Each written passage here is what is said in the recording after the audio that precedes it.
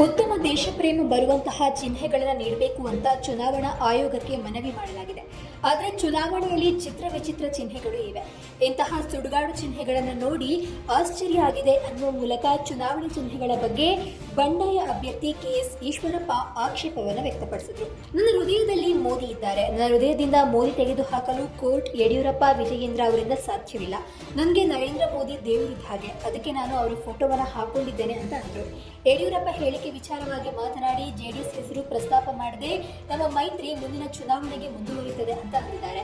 ನಿಮ್ಮ ಮೈತ್ರಿ ಒಳ ಒಪ್ಪಂದ ಯಾರ ಜೊತೆಗೆ? ಕಳೆದ ಬಾರಿ ಶಿಕಾರಿಪುರದಲ್ಲಿ ಕಾಂಗ್ರೆಸ್ ಜೊತೆಗೆ ಒಳ ಒಪ್ಪಂದ ಮಾಡಿಕೊಂಡಿದ್ರು ಅಂತ ಕಾಂಗ್ರೆಸ್ನವರು ಹೇಳ್ತಾರೆ. ಒಳ ಒಪ್ಪಂದದಿಂದಾಗಿ ವಿಜಯೇಂದ್ರ ತಿರುಕಾಡಿ ಗೆದ್ರು. ಈ ಬಾರಿ ಲೋಕಸಭೆಯಲ್ಲಿ ಒಳ ಒಪ್ಪಂದ ಮಾಡಿಕೊಂಡಿದ್ದಾರೆ. ಶಕ್ತಿಹೀನ ಕಾಂಗ್ರೆಸ್ ಅಭ್ಯರ್ಥಿ ಹಾಕೊಂಡಿದ್ದಾರೆ. ಒಳ ಒಪ್ಪಂದ ಬಿಜೆಪಿ ಇತಿಹಾಸದಲ್ಲಿ ಇರಲಿಲ್ಲ ಅಂತ ಬಿಎಸ್ವೈಗೆ ಟಾಪ್ ಕೊಟ್ಟರು. ಬಿಜೆಪಿಯನ್ನ ಅಪ್ಪ ಮಕ್ಕಳ ಮುಷ್ಟಿಯಿಂದ ಮುಕ್ತಿ ಮಾಡಲು ನಾನು ಈ ಬಾರಿ ಚುನಾವಣೆ ಸ್ಪರ್ಧಿಸ್ತೇನೆ ಹಾಗೂ 1 ಲಕ್ಷಕ್ಕೂ ಹೆಚ್ಚು ಮತಗಳಿಂದ ಜಯವನ್ನು ಗಳಿಸ್ತೇನೆ ಅಂತ ವಿಶ್ವಾಸವನ್ನು ವ್ಯಕ್ತಪಡಿಸಿದರು. ರಾಮನ ಆದರ್ಶ ಇಟ್ಕೊಂಡು ನರೇಂದ್ರ ಮೋದಿ ಭಾರತದ ಸಂಸ್ಕೃತಿಯನ್ನ ವಿಶ್ವದಾದ್ಯಂತ ಹರಡಲು ಪೂರ್ಣ ಸಹಕಾರ ಕೊಡ್ತಾ ಇದ್ದಾರೆ. ನರೇಂದ್ರ ಮೋದಿ ಆಡಳಿತವನ್ನ ಪ್ರಪಂಚವೇ ಮೆಚ್ಚುತ್ತಾ ಇದೆ. ವಿಶ್ವ ಶಾಂತಿಗೆ ನಾಂದಿ ಆಗ್ತದೆ ಅಂತ ಅಂದರು.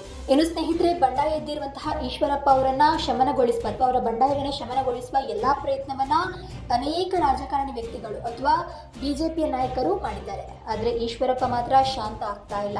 ಮತ್ತೆ ಯಡಿಯೂರಪ್ಪ ಹಾಗೆ ಅವರ ಮಗನ ವಿರುದ್ಧ ಸಮರವನ್ನ ಸಾರ್ತಾ ಇದ್ದಾರೆ.